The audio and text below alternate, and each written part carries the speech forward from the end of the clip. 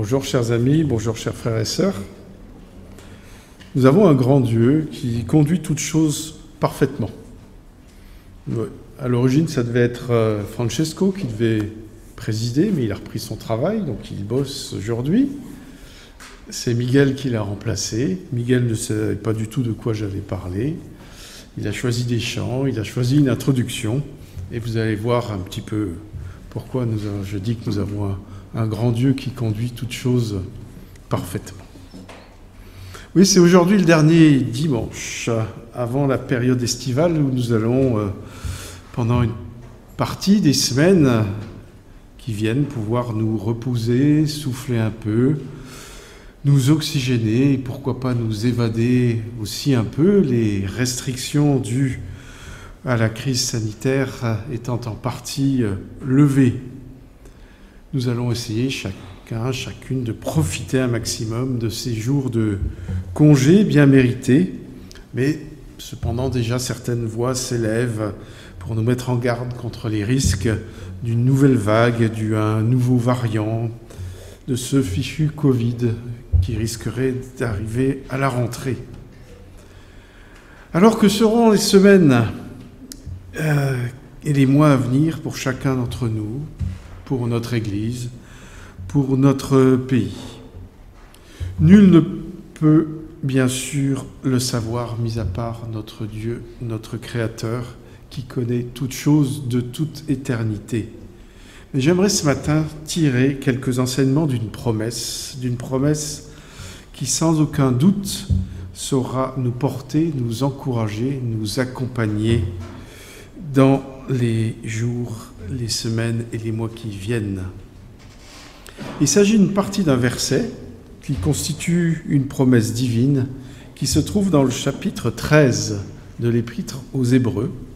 Donc je vous invite à ouvrir vos Bibles en Hébreux 13 et nous allons lire Hébreux 13, les versets 5 et 6. Que votre conduite ne soit pas guidée par l'amour de l'argent, contentez-vous de ce que vous avez. En effet, Dieu lui-même a dit « Je ne te délaisserai pas et je ne t'abandonnerai pas ». C'est donc avec assurance que nous pouvons dire « Le Seigneur est mon secours, je n'aurai peur de rien. Que peut me faire un homme ?» Et la promesse sur laquelle j'aimerais que nous penchions ce matin, c'est justement celle qui se trouve dans la seconde partie du verset 5. Dieu lui-même a dit « Je ne te délaisserai pas, je ne t'abandonnerai pas ». Tout d'abord, voyons qui nous adresse cette promesse. C'est Dieu lui-même, le Créateur du ciel et de la terre, l'Éternel, le Tout-Puissant, le Roi des rois nous parle. Et non seulement il nous parle, mais en plus, il nous dit qu'il ne va jamais, jamais nous abandonner. C'est bien là l'assurance qui doit être la nôtre. Nous ne savons pas ce qui va arriver, mais nous pouvons croire en la parole de Dieu qui nous garantit qu'il ne va ni nous délaisser, ni nous abandonner.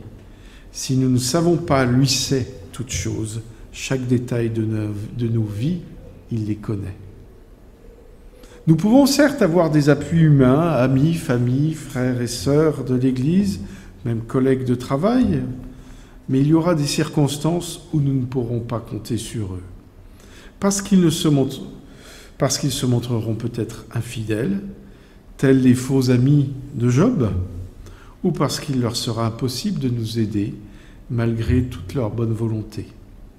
Mais notre Dieu seul, lui est totalement, parfaitement, irrévocablement fidèle et rien ne peut nous limiter son soutien qui sera toujours là pour nous. Nous ne pouvons qu'être bénis si nous arrivons à nous reposer sur toutes les promesses que Dieu nous adresse et ne regarder qu'à elles et en particulier celles que nous voulons survoler ce matin. Je ne te délaisserai point, je ne t'abandonnerai point. En lisant ces quelques mots, nous pourrions penser qu'il y a comme une sorte de répétition, ne pas délaisser, ne pas abandonner. C'est à peu près la même chose. Cependant, un commentaire indique Et je vous rassure, ce n'est pas mes connaissances en grec ancien qui sont totalement nulles, inexistantes, que le verbe traduit par délaisser implique l'idée de lâcher, de retirer la main qui soutient. Vous voyez, comme dans ces films d'action, où un personnage ne tient plus que par une main au-dessus du vide et que le héros vient lui prendre l'autre main et le tire vers le haut pour le mettre en sécurité. On pourrait tout à fait traduire « Je ne te laisserai pas tomber ». C'est là le contenu si encourageant de cette promesse de Dieu. Il ne nous abandonnera jamais, il sera toujours là, présent, à nos côtés. Il ne nous délaissera jamais. Son bras puissant sera toujours là pour nous soutenir, quelles que soient les circonstances que nous serons amenés à rencontrer. Toujours dans le grec, 5 négatifs sont utilisés en grec dans cette déclaration pour souligner qu'il est impossible à Christ d'abandonner les croyants. C'est comme si Dieu disait « Il n'y a absolument aucun moyen, sous aucun prétexte, que je vous abandonne jamais au grand jamais. » Certaines traductions soulignent en partie un peu plus cette insistance, comme dans la Tobe où il est dit « Non, je ne te lâcherai pas, je ne t'abandonnerai pas ». Dieu veut ce matin que nous soyons totalement assurés qu'il ne nous laissera pas, qu'il ne nous abandonnera pas. C'est peut-être la seule chose dont nous pouvons être certains pour les jours, les semaines et les mois à venir. Et c'est la plus cruciale, la seule qui compte en fait. Mais au fait, cette promesse que nous venons de lire dans Hébreux, peut-être nous rappelle un peu quelque chose que nous avons éventuellement déjà lu par ailleurs.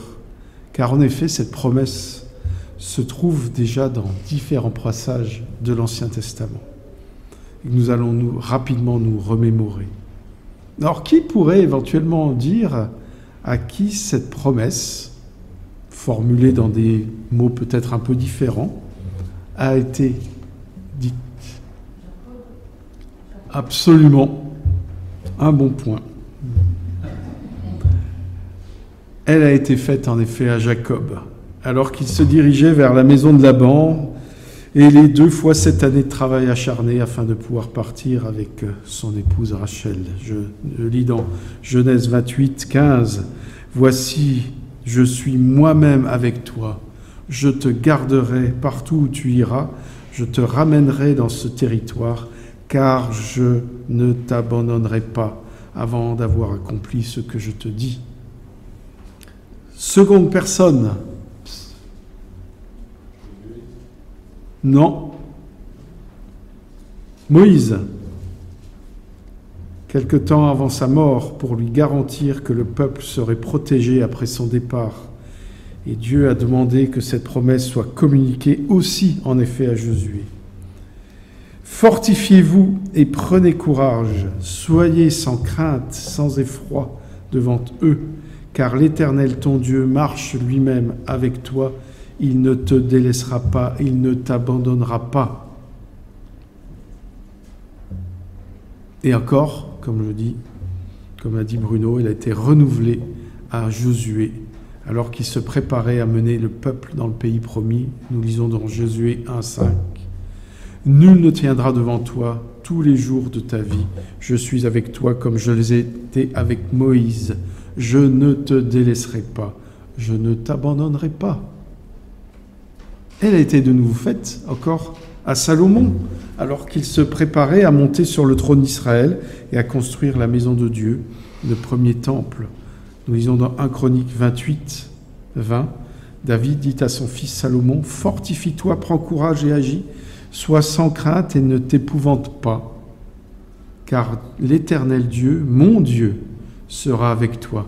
Il ne te délaissera pas, il ne t'abandonnera pas jusqu'à ce que tout l'ouvrage pour le service de la maison de l'Éternel soit achevé. » Et enfin, elle a été faite également à l'ensemble du peuple d'Israël, quand il était dans la crainte de ses puissants ennemis, en Ésaïe 41. « N'aie pas peur, car je suis moi-même avec toi. Ne promène pas des regards inquiets, car je suis ton Dieu, je te fortifie, je viens à ton secours, je te soutiens par ma main droite, la main de la justice. C'est moi, l'Éternel, ton Dieu, qui empoigne ta main droite et qui te dit « N'aie pas peur, je viens moi-même à ton secours ». Notez tout d'abord comment le Saint-Esprit a inspiré l'auteur de l'Épître aux Hébreux et nous applique cette promesse faite à des croyants de l'Ancienne Alliance. Cela nous montre combien notre Dieu est le même hier, aujourd'hui, éternellement, comme il est dit 2 versets plus bas. Il ne change ni ne varie celui qui veille sur ses enfants, et nous voyons ainsi la perfection de l'œuvre de Dieu à travers toute sa parole. Oui, comme le dit Paul en 2 Timothée 3,16, toute écriture est inspirée de Dieu et utile pour enseigner, pour convaincre, pour corriger, pour instruire dans la justice, afin que l'homme de Dieu soit formé et équipé pour toute bonne œuvre. Toute l'écriture, c'est-à-dire aussi bien l'Ancien Testament que le Nouveau, tous deux ont été soufflés par le Saint-Esprit de la même manière. Et si nous voulons être formés et équipés pour toute bonne œuvre, nous ne pouvons nous permettre de négliger tant une partie que l'autre de la parole de Dieu. Nous pouvons remarquer que ces promesses ont été données aussi bien à des individus confrontés à de grands défis qu'au peuple d'Israël tout entier. C'est encore le cas aujourd'hui. Quand Dieu dit « Je ne te délaisserai point, je ne t'abandonnerai point », il le dit à la fois à chacun de ses enfants, individuellement, de façon toute personnelle, mais aussi à nous, son Église. Oui, à chacun d'entre nous, Dieu promet sa présence et sa force dans sa vie personnelle. Chacun d'entre nous aura affaire à des choses qui nous seront propres. Cela pourra être la maladie sous une forme ou une autre, des problèmes familiaux, une situation compliquée dans le cadre du travail, des soucis financiers, des sources d'inquiétude. Les épreuves ne manquent pas, hélas. Mais mes chers frères et sœurs, Dieu connaît chacun d'entre nous.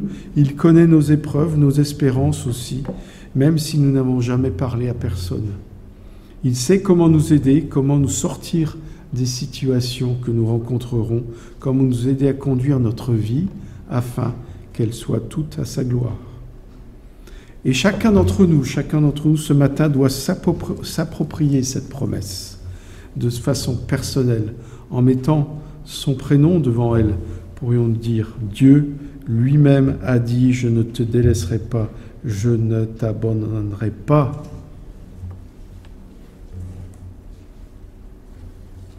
Deuxième dimension, tout aussi importante. Cette deuxième dimension est communautaire et concerne le peuple de Dieu, l'Église. Au corps des croyants réunis dans la vraie foi, Dieu promet aussi d'être toujours là et de les secourir. Et nous en avons réellement besoin, et l'Église de Christ en a besoin. Car nous ne l'aurons pas, frères et sœurs. Nous vivons dans une époque sombre sur le plan spirituel.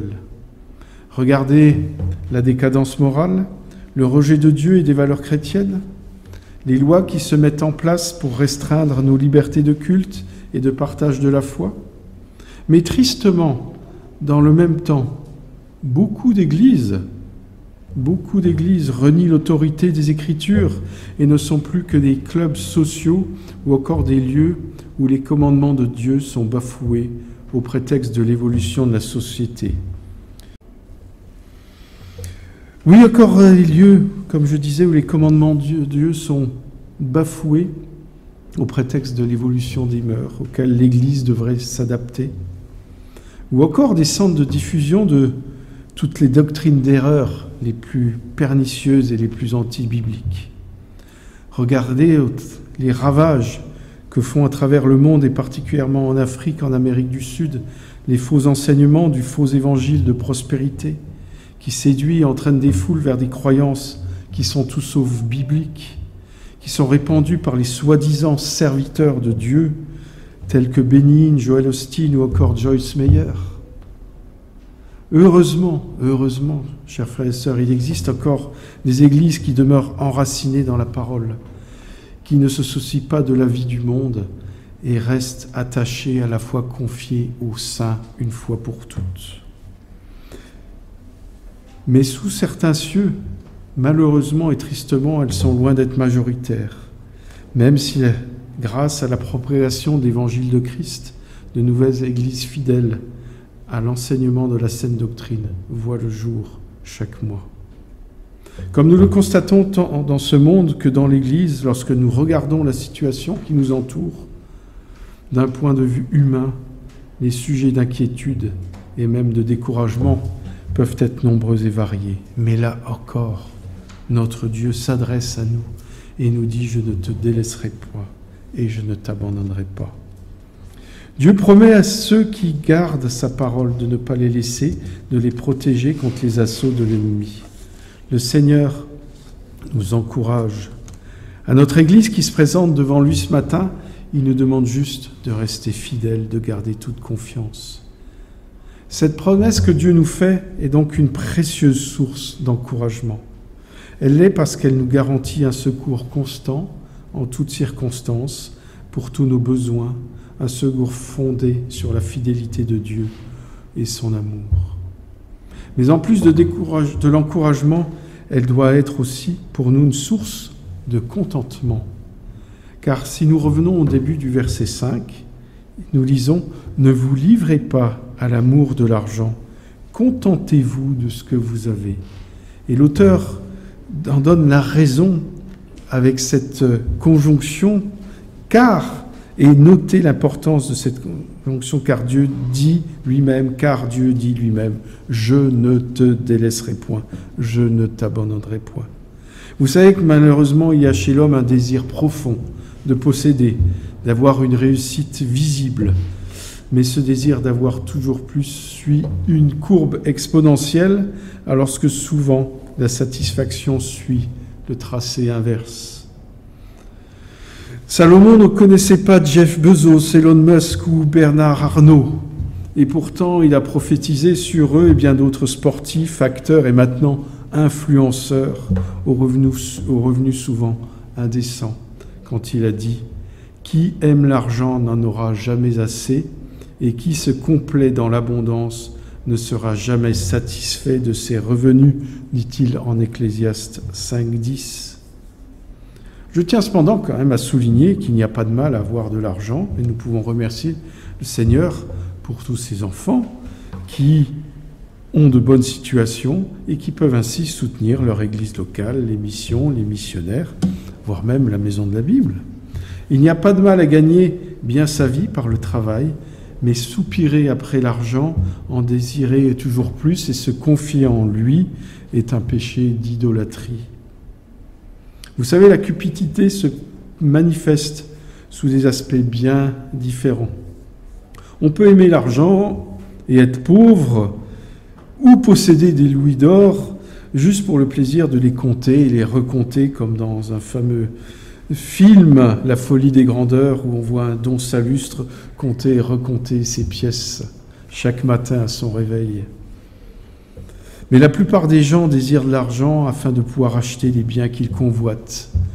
Pour d'autres, c'est une façon de se grandir à leurs propres yeux et à ceux d'autrui, pour gagner un rang social. La convoitise engendre toujours d'autres travers. Si mon voisin s'achète tel ou tel bien et que j'en suis malade, j'en suis au moins envieux et certainement encore jaloux. Je pense que nous pouvons prendre le temps de lire ce passage que nous connaissons de Matthieu 6, à partir du verset 24. « Personne ne peut servir de maître, car ou il détestera le premier et aimera le second, ou il s'attachera au premier et méprisera le second. Vous ne pouvez pas servir Dieu et l'argent. C'est pourquoi je vous dis, ne vous inquiétez pas de ce que vous mangerez et boirez pour vivre, ni ce dont vous habillerez votre corps. La vie n'est-elle pas plus que la nourriture et le corps plus que le vêtement ? Regardez les oiseaux du ciel, ils ne sèment ni ne moissonnent. Ils n'amassent rien dans les greniers, votre Père céleste les nourrit. Ne valez-vous pas beaucoup plus qu'eux ? Qui de vous, par ses inquiétudes, peut ajouter un instant à la durée de sa vie. Et pourquoi vous inquiétez au sujet du vêtement? Étudiez comment poussent les plus belles fleurs des champs, elles ne travaillent pas et ne tissent pas. Cependant, je vous dis que Salomon lui-même, dans toute sa gloire, n'a pas eu d'aussi belle tenue que l'une d'elles. Si Dieu habille ainsi l'herbe des champs qui existe aujourd'hui et qui demain sera jetée au feu, ne le fera-t-il pas bien plus volontiers pour vous, gens de peu de foi? Ne vous inquiétez donc pas, ne dites pas que mangerons-nous, que boirons-nous, avec quoi nous habillerons-nous. En effet, tout cela, ce sont les membres des autres peuples, les païens qui le recherchent. Or, votre Père céleste sait que vous en avez besoin. Recherchez d'abord le royaume et la justice de Dieu, et tout cela vous sera donné en plus. Ne vous inquiétez donc pas du lendemain, car le lendemain prendra soin de lui-même. À chaque jour suffit sa peine. Vous voyez, nous sommes là dans le domaine très pratique de la vie chrétienne, du quotidien, là où nous voyons notre foi testée dans la réalité, jour après jour.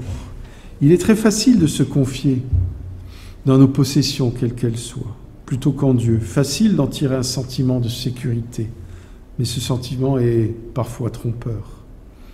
Dieu nous dit donc, en quoi te confies-tu? En des choses que tu possèdes ou dans les promesses que je te fais? En fait, nous devons réaliser de façon très claire que si Christ est notre vie, nous avons tout ce dont nous avons besoin. Paul nous dit en Éphésiens qu'en Christ réside une richesse insondable. Éphésiens 3:8. Mes amis, cette richesse qui est en Christ est-elle réellement notre seul vrai trésor? Nous rendons-nous vraiment compte que si nous l'avons, nous avons l'essentiel de tout ce dont nous avons besoin?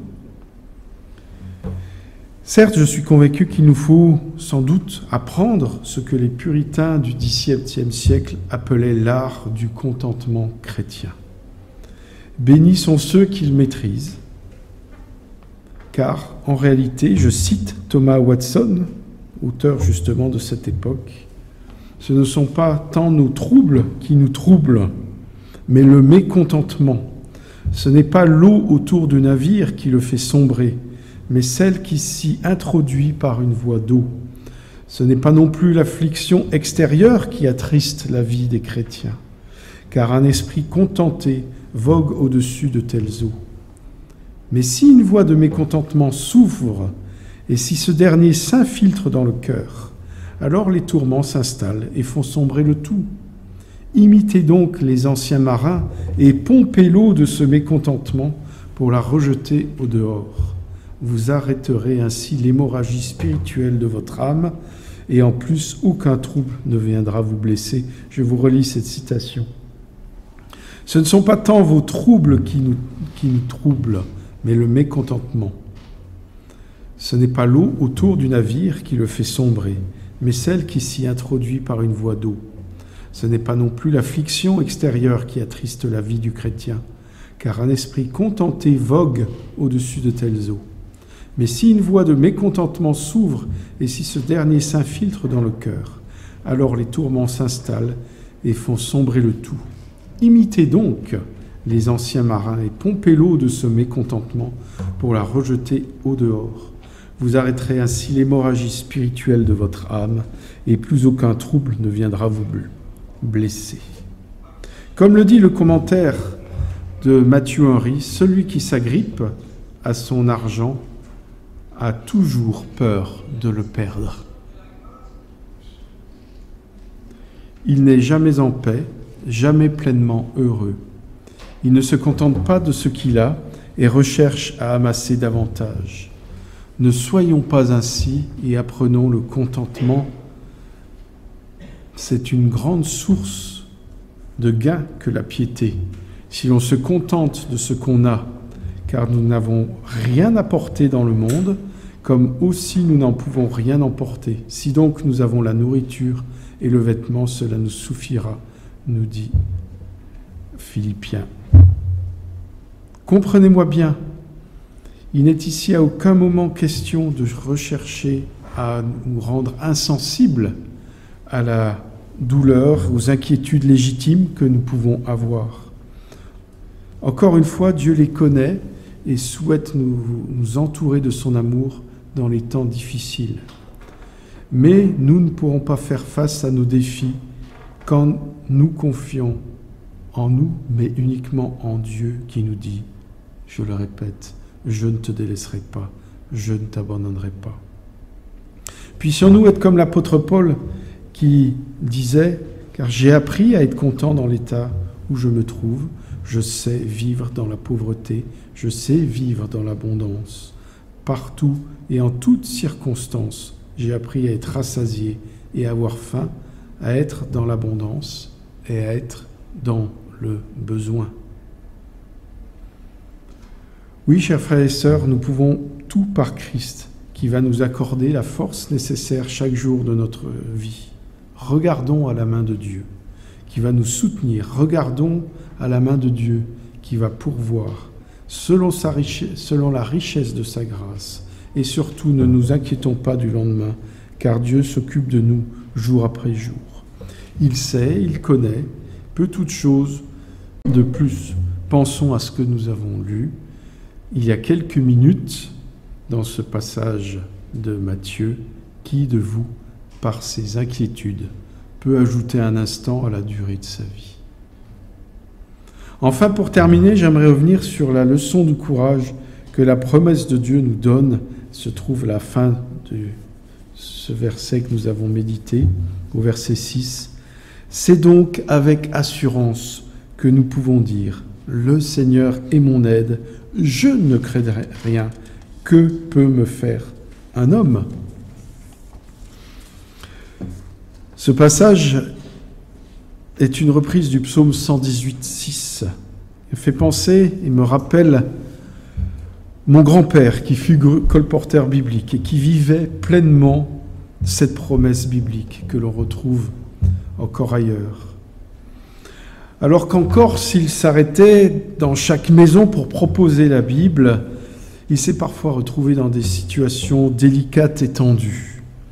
Il avait en lui cette assurance qu'il n'avait strictement rien à craindre des hommes, même avec un fusil pointé sur lui. Rien, strictement rien, ne pouvait l'arrêter dans son désir de faire connaître le message de l'Évangile. Il a été pour moi un exemple, car il se reposait sur cette promesse qu'il s'était accaparée, qu'il avait fait sienne, et rien, strictement rien, ne pouvait l'effrayer. Oui, mes amis, si nous faisons confiance à Dieu, si nous croyons vraiment en son bras puissant, et qu'il est là pour nous protéger, et que nous avons toutes les richesses de son amour à notre disposition, nous n'avons rien à craindre. Notre Dieu aurait-il envoyé son Fils mourir sur la croix, si c'était ensuite pour m'abandonner, me laisser tomber? Relisons ce merveilleux passage du chapitre 8 des Romains, à partir du verset 31. Si Dieu est pour nous, qui sera contre nous? Lui qui n'a point épargné son propre Fils, mais l'a livré pour nous tous, comment ne nous donnera-t-il pas aussi toutes choses avec lui? Qui accusera les élus de Dieu? C'est Dieu qui justifie. Qui les condamnera? Christ est mort, bien plus, il est ressuscité. Il est à la droite de Dieu, il intercède pour nous. Qui nous séparera de l'amour de Dieu? Sera-ce la tribulation, l'angoisse, la persécution, la faim, la nudité, le péril ou l'épée? Selon qu'il est écrit, c'est à cause de toi qu'on nous met à mort tout le jour, qu'on nous regarde comme des brebis destinées à la boucherie. Mais dans toutes ces choses, nous sommes plus que vainqueurs par celui qui nous a aimés, car j'ai l'assurance que ni la mort, ni la vie, ni les anges, ni les dominations, ni les choses présentes, ni les choses à venir, ni les puissances, ni la hauteur, ni la profondeur, ni aucune créature ne pourra nous séparer de l'amour de Dieu manifesté en Jésus-Christ, notre Seigneur. Le Seigneur, notre Sauveur, est plus grand que tous nos ennemis et que toute situation. Et ce qui peuvent nous faire ou ce qui peut nous arriver n'est rien face à ce qu'il a fait, veut faire et fera pour nous. Il ne nous délaissera point, il ne nous abandonnera pas. Amen.